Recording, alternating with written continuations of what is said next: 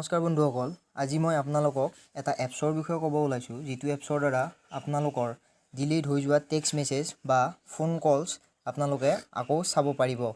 এই এপছটোৰ দ্বাৰা আপোনালোকে আপোনালোকৰ মোবাইলৰ পৰা ডিলিট হৈ যোৱা অতি দৰকাৰী SMS আপোনালোকে আকৌ চাব পাৰিব।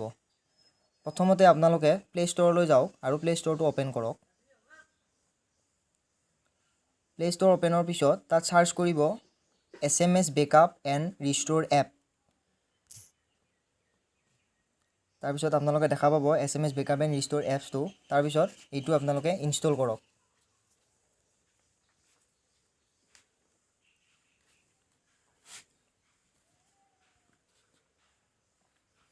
এপছটো ইনষ্টল হৈ আছে।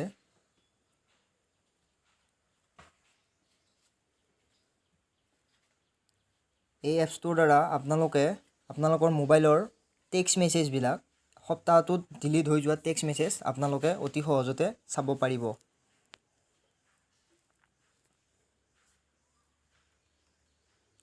এতিয়া এপছটো ইনষ্টল হৈ গ'ল, গতিকে এতিয়া আপোনালোকে এপছটো অ'পেন কৰক। এপছটো অ'পেন কৰাৰ পিছত আপোনালোকে দেখা পাব গেট ষ্টাৰ্টেড। আপোনালোকে গেট ষ্টাৰ্টেডত ক্লিক কৰক। তাৰপিছত আছে allow SMS backup and restore to send a view SMS message. তাত এলাউ কৰক। নেক্সট আকৌ এলাউ কৰক। আপোনালোকে আকৌ এলাউ কৰিব। All SMS backup and restore to make a message phone calls. তাত এলাউ কৰক। এলাউ কৰাৰ পিছত আপোনালোকে দেখিব যে ছেট আপ এ বেকআপ বুলি আহিছে, তাত ক্লিক কৰক।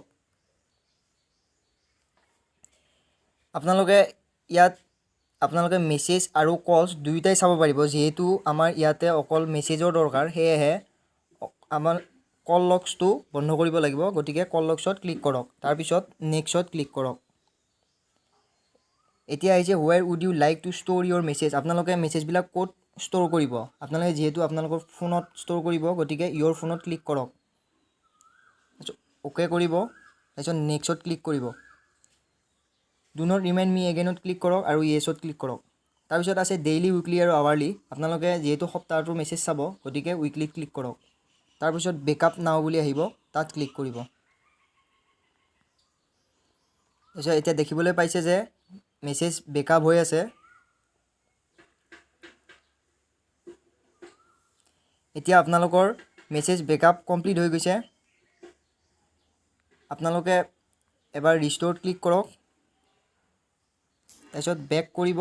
আপোনালোকে ভিউ ডিটেইলছলৈ যাব। ভিউ ডিটেইলছত আপোনালোকৰ সপ্তাহটোৰ আটাইখিনি মেছেজ আপোনালোকে দেখা পাব। মই ভাবোঁ আপোনালোকে ভিডিঅ'টোৰ দ্বাৰা উপকৃত হৈছে। গতিকে যদি ভিডিঅ'টো চাই ভাল পাইছে তেতিয়াহ'লে লাইক কৰিব আৰু কমেণ্ট কৰিব, আৰু যদি চেনেলটো নতুন তেতিয়াহ'লে চেনেলটো ছাবস্ক্ৰাইব কৰিবলৈ নাপাহৰিব।